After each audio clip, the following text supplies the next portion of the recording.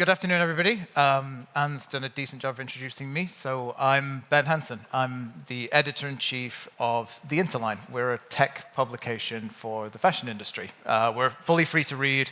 We do a bunch of reports on 3D, AI, sustainability, anything like that. So if you're interested in those things, I encourage you to check us out and give those a read. The reason that Anne invited me today was because the Interline's founded on the principle that technology isn't a weird kind of side project to fashion. It's not that you have the core fashion here and then you have tech solutions sitting off to the side. What you have is technology at the heart of the way that the fashion industry actually works today. So you've seen presentations so far and discussions so far about personalization, circularity, profitability, reuse of materials. All of those are what we would class as kind of product outcomes or business outcomes. Those are things that happen when you've done the design work, you've done the development work, you've done the sourcing, and you've got some clothing, some footwear, some accessories, or something to show for it at the end. Ideally, those have been done in a way that's efficient, cost-effective, profitable, sustainable, and so on. The core of what we write about and what we think about is that technology is the lever to do a lot of all of those things. And increasingly, those product outcomes and those business outcomes, they start in design. So they start where you are doing creative design work, where you are doing technical design work, where you are doing product development. The choices you make there and the tools you use there influence how well those outcomes come through at the end.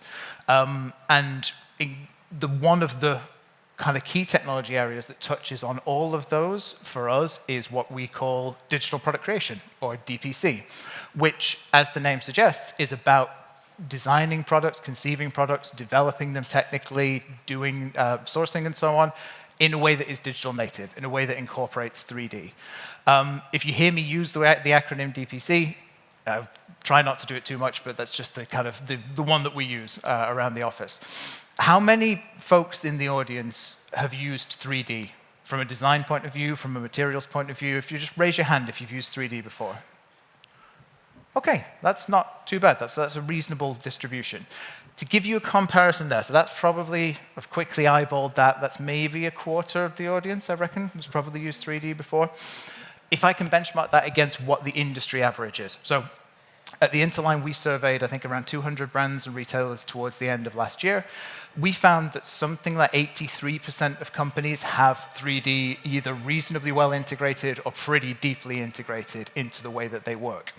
So depending on what you want to do in fashion, you want to be a designer, you want to be a creative designer, technical designer, the odds are good that you're either starting a company or going into a company that is already working in 3D, that is already using digital product creation for 3D design and simulation, for material digitization, for exchanging the way that they communicate with their suppliers, and so on. So it's already a really big piece of the way the industry works. And from a design perspective, what that means is that when you're designing, you're more a part of the industry's whole kind of big umbrella of digital transformation than you realize. Design is not like a little discipline that sits in its own bubble. It's a big piece of an overall way, like a trajectory that the industry is following to transform. And I'm lucky enough to be able to quiz a few people, 3, not 4, folks, about what that looks like from their point of view, from their very different sets of expertise. And hopefully you'll get a perspective from this on how you might think about integrating technology into the way that you work, not as a replacement for craft, not as a way of impinging on the way that you work, but as a way of doing it in a way that then ties into everything else that needs to happen afterwards. So I'm joined by Logan McCage, who's from INQOVA. Oh, yeah. I'm joined by Mariam Mchitarian, 3D design and implementation specialist for CLO, one of the big 3D design simulation tools, and Marius Morhard, who is a technical specialist. And Marius, I'm going to start with you. So what I've just talked about is a change happening within fashion, right? It's a change happening within brands where companies are thinking differently about how they work. A lot of the technology that comes into the fashion industry, though, actually starts outside. So outside of the kind of core tools like Clo and so on, which are very specifically designed for fashion use cases, there's also a lot of systems, tools, standards, file formats, and things that get stress tested and proven in other industries. Automotive, architectural design, movies, VFX, and so on. Now, you've been a creative and technical designer across a bunch of different industries. You've worked across a bunch of those. Yeah. How do you think about the way that technology is making its way into fashion from outside? So, I mean, I've seen this again and again across different industries, and I mean, it's actually a very good thing for fashion that I'd say that it's like, slowly progressing more into this digitized, or into this whole digitization aspect, because specifically they can kind of, like learn from the hard lessons that were kind of, pushed through in the other industries, which are a lot more, I'd say, technologically or digitally mature, such as, automotive, VFX, games, and all these things. And, while some things are, don't really necessarily have to be adapted, there's other things that, while they still are very technical, fashion can really benefit from. And you can also see that bit by bit, I mean, maybe that's something somebody else can maybe elaborate more, that certain softwares are starting to see these trends, see the benefits, and integrate them more and more into the actual fashion pipeline.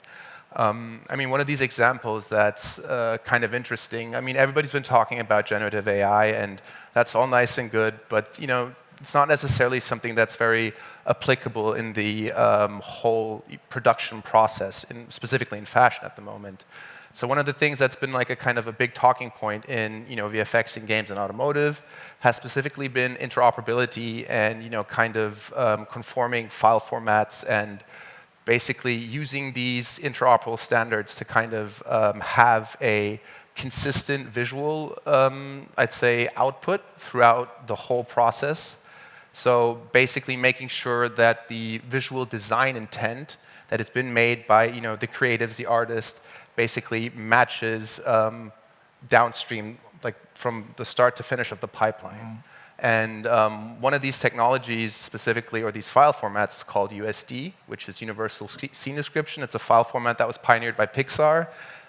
I'm not trying to get too technical here, but basically, in the end, what it does, it's a universal language that basically describes 3D scenes, geometry, animation, simulation data, physical properties, but what's very important for fashion, it also describes the shading properties of materials. And so something that a designer might initially not think about is, I'm going to produce this garment maybe in Clo, have it visualize and render a certain way on my screen, and this is the way that I want it, this is the intent I have. But potentially downstream, whether it's third parties who are then using the material for marketing, to produce ad campaigns, or even things like, let's say, a web solution that's supposed to preview the garment on the web. All these different technologies, they have different nuances in how they display the individual garments. And that's largely due to the math that happens behind these different renderers and the different visualizations. And USD, specifically with its Hydra rendering architecture and framework, can basically alleviate that. So it doesn't matter, once it's basically set in USD and described properly, it doesn't matter whether it's going to be open in a different software, in a different DCC, with even a different type of renderer, like real-time rasterization. It will all look consistent, and it can remain, like the design intent can remain untouched. And this is something that's awfully important in VFX, but I think it's also awfully important in fashion. And I've also seen kind of trends that certain softwares are actually implementing this more and more. Then in addition to that, also people have been using OCIO, which is like basically Pantone for digital assets. I mean, I'm sure a lot of you designers here have heard of Pantone. It's like a color management framework, and something like that also exists in digital.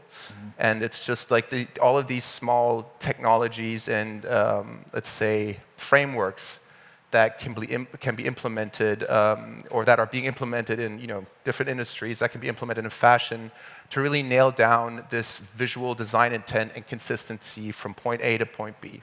Yeah, and I think if I could just contextualize that a teensy bit, like the world after design expect digital. Like that's the essence of it now. Like if you work as an independent designer in your own kind of bubble, and then you pass your design intent, materials, tech specs, whatever it is, downstream, more often than not, it's going to get translated into a digital format because that's where the industry is at. That's where brands are at. That's where maturity and progress is at.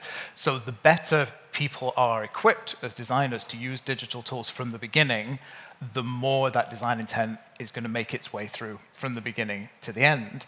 Yes. And the more the people that come after you in the product journey will be able to trust in the 3D asset that they get given. Because trust is probably the biggest commodity, I think, when it comes to changing these kinds of things. And that brings me on to a question for you, Mariam, which is like, whether tools grow up inside of fashion, like specific to fashion, or whether they make their way in from outside. I think there's a feeling sometimes, particularly in the creative community, that they bring with them like a really fixed and rigid way of working. Like it's a different model. It's a way you're going to have to change the way that you operate to become somebody who works with technology instead of somebody who works with clothing. How have you approached that in a way that, so from Chloe's perspective, it might be worth just telling people a little bit about what Chloe is and does in your response, and then a bit about how you make it so that tools respond to the way that the creative community in fashion wants to work instead of asking them to meet you where you are. Yeah, thank you. Hi, everyone. Clo is a 3D cloth simulation software that is used across the industry globally by many fashion brands as well as high fashion brands as well as commercial brands, big and small. To visualize their design ideas. It's used by designers, but also by developers, technicians. And yeah, you can go from zero, from the design creation to the end, to marketing with our tool. And I work for Clo as a 3D design specialist, and I help our brands in Europe in the implementation of the software. And coming back to your question, at Clo we see that when this is done in the right way, it is done by in a step-by-step approach by the companies. So instead of rolling out the software overnight, like a software update, we suggest to take it step by step. Start with a pilot project. For example, you can start with a small category, a rather easy category, and in a small team, and make one cycle, go from design to development to the finished product, and then see if that worked, how you did it, and then apply it to the other categories. And when we see it done in the right way, it's when the company or we listen to the designers and what their struggles are and say day to day. They are facing tight deadlines and want to see a lot of miscommunication across the departments and with vendors. So we always think about the designer first, their problems day to day, and then we expand. When this is done in the right way and we listen to the designers, the implementation works really well. And then we go on about to the other departments. Yeah. Okay. I think you said something really interesting there, which is, so if you're kind of a standalone designer, you're an independent creator at the moment, 3D digital product creation is a way to kind of practice your craft virtually. Like that's the power of it to you, is to go and experiment with a canvas where you can then refine silhouettes and materials and things that you then want to go on and produce physically so that you can touch and feel them. If you're a designer working for a bigger company, that's when you start to get into a bunch of what Mariam is talking about, which is how do you make it work in a way that then benefits everybody else, that everything that has to come afterwards, because design does not exist in a bubble. It ends up as a commercially viable product. It ends up as something that is manufactured. It ends up as something that makes it onto the shelves at the right price.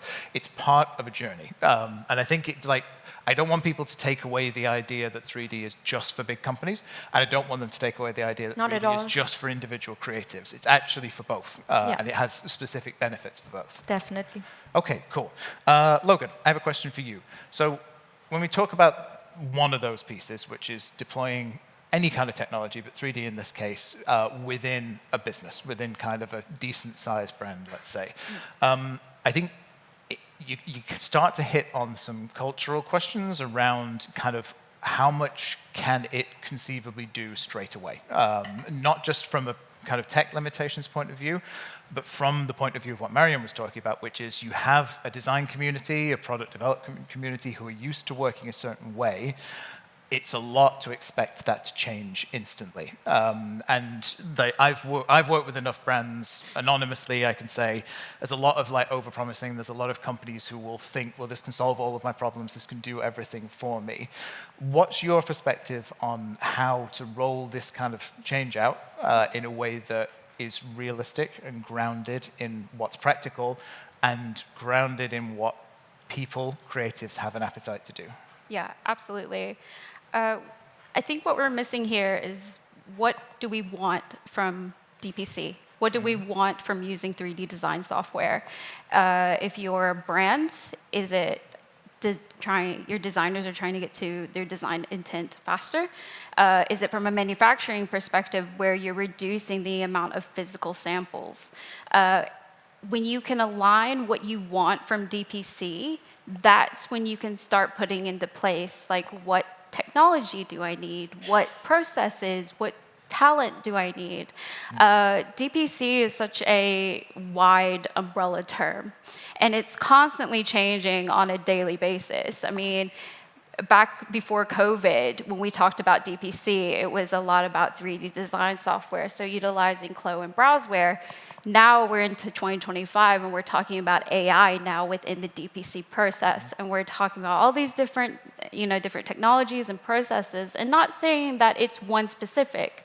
They all fit together, but in order to utilize the tech in a way that is scalable and can be used throughout the value chain, you have to align your business, and you have to understand what is it that you're wanting. So is it, like Mariam was saying, do you start with one product category and then scale up? Or do you start with designers, just idea generation and using it as a communication tool to your supplier in order to reach that end product? So it's very much aligning your business with what your intent is with DPC. So is it reducing sampling, or is it in your marketing or your e-commerce site? Okay. And that is definitely going to shape the roadmap and where you go. Yeah, I think that's something you can also do depending on what size of business you are and what type of designer you are. If you're an individual designer, maybe the use case for 3D is, I'm working with a really scarce, really expensive material physically. I'd love to be able to drape it virtually. I'd love to be able to experiment with it in a way that frees me up to kind of let my creativity run loose without having to buy huge amounts of yardage of something that's prohibitively expensive or scarce. That's a viable problem for somebody to do. Then when you get to a big company level, that's where you start to step into what you're talking about there, which is very much, is design slowing something down? Do I have a fit problem? Do people keep returning the clothing for whatever reason? Yeah. Do I have a color issue? Do I have a material problem? You work backwards from all of those things towards a solution. Yeah. Now, Leslie isn't here. If he was, he would have talked a bit about how all of this is making its way into education. And he's definitely the man to do that. I can give you a very kind of brief overview because the Interline's done some work with universities and stuff over the years. The crux of it is that a lot of fashion education is going in this direction as well. The new cohort of fashion designers that are coming out of universities are increasingly coming out with what we would refer to as hybrid skills. So nobody is proposing that if you go to university to become a fashion designer, you now need to become a 3D designer. What they're proposing is if you go to university to become a fashion designer, or you decide to launch your own label, you need to acquire some measure of digital capabilities in order to compete with where the industry is at. Because a lot of the other creatives are here using those tools for efficiency reasons, speed, cost, creativity. And universities in particular are putting a lot of effort now into making sure that the next generation of designers are prepared for that kind of outcome. Mariam, this isn't a scripted question, but I know Chloe does a lot in the grassroots side of education as well. So if people in the audience were curious, if they haven't worked with Chloe so far, where would they start? Oh, just go to almost any kind of school. It teaches fashion design in Europe. All of the universities and schools teach it nowadays. It's hard to say which one doesn't, to be honest. Yeah. I think it's very, very important what you're mentioning, because the industry is already so far with digital creation, digital product creation, and back when I studied, it's not that long ago, I didn't have any 3D and any digital tools except for Adobe in my studies.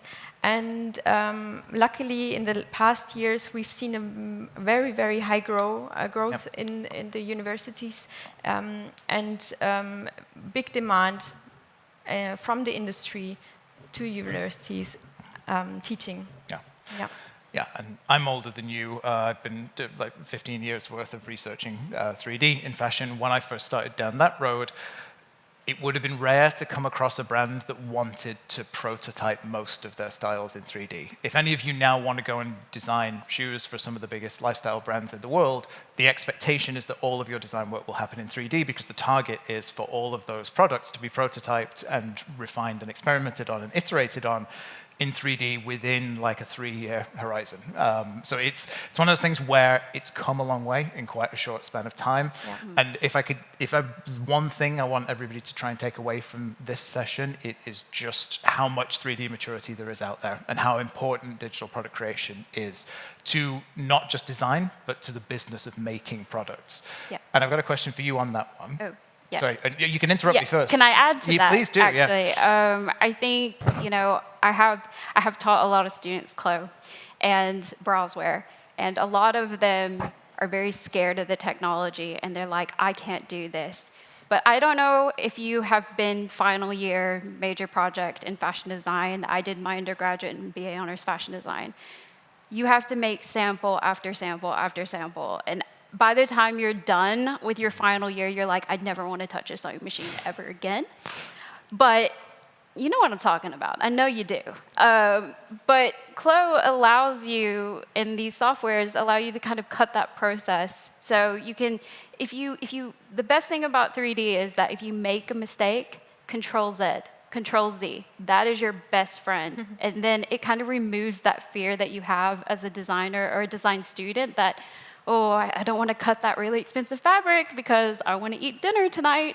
So just think about how much money, I know that's a big incentive for students, but it's really to fuel your creativity. And anyone can do it. Like I said, the worst thing you do, you make a mistake, Control-Z. I don't know if you try to cut a piece of calico, you can't undo that. So yeah, don't be afraid. Not lately, but yeah. Okay, cool. Then the other thing for you, Logan, would be, so we've talked a bunch about design and development. At the end of the day, products in fashion, and I know I sound like I'm kind of commodifying this stuff when I say products. I'm just used to analyst speak. I know products are very creative expressions of your own individuality. Garments and stuff that you make. It's not just a pretty visual representation. It's a producible pattern. It is the materials and everything that goes into it, which means that the people doing the making, whether they are material suppliers in tier 2 or whether they're your like tier 1 manufacturing partners and so on, who are people who are actually turning your design into a producible garment, they also need to work in 3D. Are the incentives for them the same, or are they different? Like, how do you look at what it means to take this kind of expression and utility and everything from the design community and make it make sense in the supply chain. Yeah, absolutely. I mean, at the end of the day, we're designers, right? We're not artists. And we need to create products that are built for the real world and for real humans that wear these garments. And as a designer, it is your responsibility to know the impact that you have. And a part of that responsibility is also looking at what tools can I use. So is it a really great piece of software? It could even just be a really great pair of scissors. You pick the tool, but it is your responsibility to know the impact that you have. Especially when you're a designer, the most important thing is, especially when you're at a brand, a lot of the technical skill lies within the manufacturer. So if you are at a brand and you're a designer, you might not necessarily have that technical background, which I really highly recommend that you do, because you only become a better designer and don't rely so much on the product developer. But that is your job. You have to communicate your designs to a product developer, and that communication skill is so critical. And that's going to obviously lead to the quality of the end product. No. Okay, excellent. Marius, so we've talked so far about asking people to essentially upskill themselves to create natively in 3D, right? So to say, I'm going to take my existing design and development workflow and I'm going to move it into 3D. There are various different use cases for 3D, though. That's the right use case that we're talking about here, what Logan's talking about, where you're taking a new design right the way through technical development, sourcing, production, and so on. That's the right pipeline for that.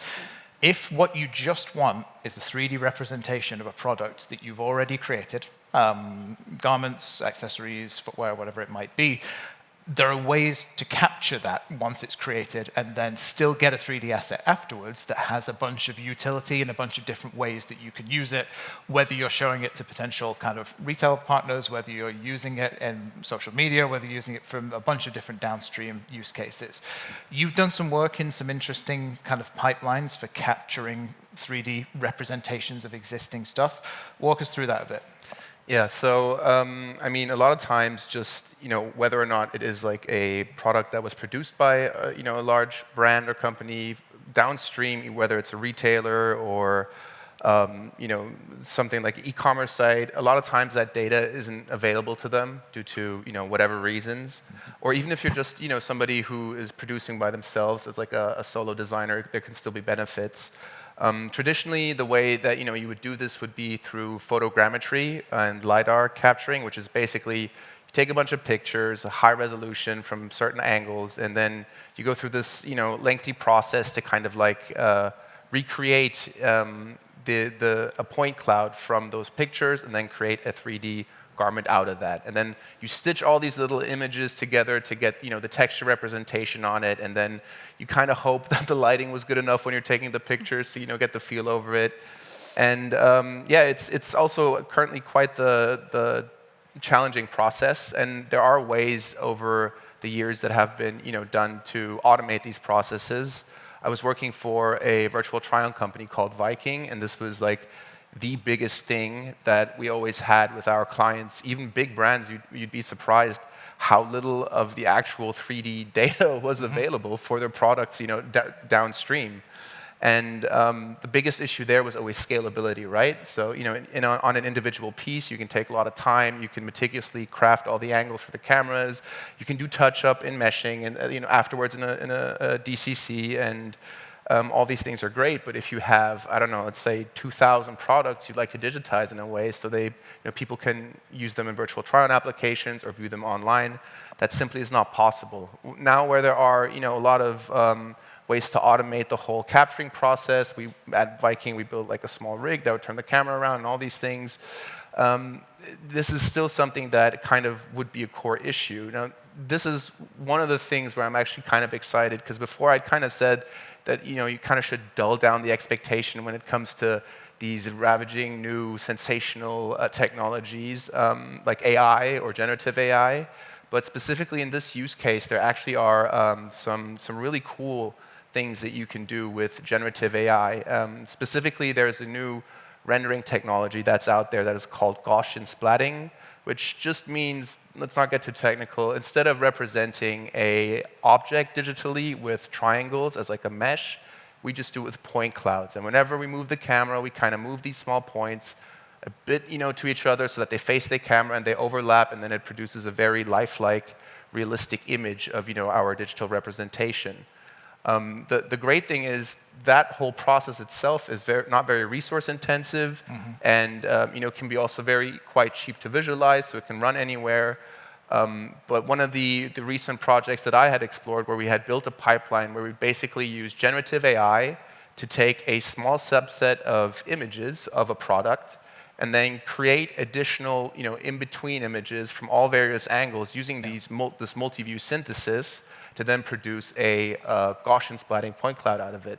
And the benefit of this is that the actual capture process didn't necessarily need a huge photo studio. This was something that could be done with a phone that was very simple. If you'd have, would take a video or capture a certain amount of angles.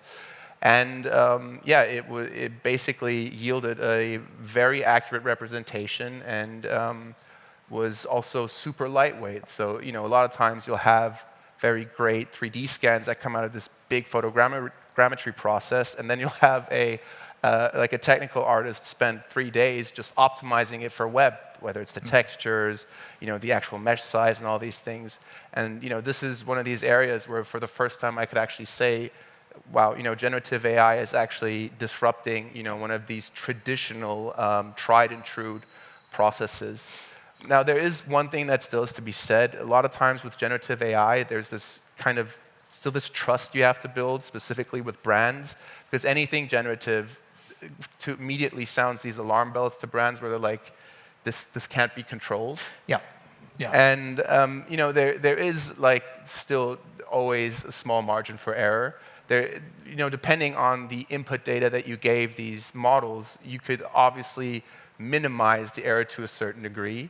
But the feedback that we found from working with or talking to these certain brands was that you just have to be very transparent and very clear to them. You kind of communicate there is a margin for error, but then just to kind of, with that transparency, also kind of repeatedly show them results, show them the progress and the results. And then at some point down the line, when you keep up that communication and you keep up showing these new results, the output will hit that visual bar that's like required for the brand. Some brands it's higher, some brands it's lower. That's just the way it is. But and also for even like, let's say, a solo designer, these types of pipelines, they could enable you to maybe be able to sell on an e-commerce website that would require these types of assets for you, or even to be able to, get some kind of quote from a manufacturer, whether it's like a jewelry piece or something like this that you weren't able to design in 3D. So there's lots of lots of advantages and new exciting methods that are actually coming to reverse that DPC process from the actual physical to digital. Yeah, your vision might not be to sell on Amazon, but if you want to, then they will expect 3D assets from you. I guess is kind of the crux of that. And there's a whole separate conversation we could have sometime about like the deterministic, probabilistic side of AI and whether there's artistic expression in that, which I think Matthew talked about at the beginning. I've got one final question though, and it's for you, Mariam, and it's about balancing some of the near-term stuff that we've talked about here in terms of changing the way that people think about design and think about product development versus how that builds progressively towards some of the cool stuff that Marius mentioned, like downstream, like designing for web, like marketing use cases, but also how it starts to build towards things that we don't actually know about yet. So unforeseen possibilities. And that's not just me passing the buck. Like, it's very easy to say, I only have a physical version of this garment, so I can only photograph it in one place at one time. It's not portable for me in the way that a digital asset is. If you think about a 3D representation, it's create once, use in a lot of different potential scenarios. So how do you approach that balance between what can we do with it now and what does it build towards? Yep. So yes, you said the short-term. Short-term, we can see that the creatives are empowered. We can see that they have enhanced collaboration spirit. through DPC. And on a long term, I can see, same as Marius said, that we are building a 3D data set that can be used for future collections across the company. And we're not just creating, the designers are not just creating a style anymore. They can just, they are creating a data set, an ecosystem that can be used throughout years, for many years, Yeah. and then throughout the whole product life cycle. And when we envision our future, I see, or we at Clo also just wish that one day all of the components have been digitalized. All the trims, all the fabrics have been digitalized. So when a designer creates the product or a style, it can be traced back to a real product in the end. And we can, yeah, always refer back to it, reuse it. Perfect. Yeah. Cool. Okay. Thank you very much to my panel members, Marius, Mariam, Logan. I'm sure if anybody wants to talk about AI, DPC, feel free to grab one of us afterwards. I'd encourage you to read the Interline's DPC and AI reports and enjoy the rest of the event. Thank you very much for inviting us. Thank you. Thank you. Thank you.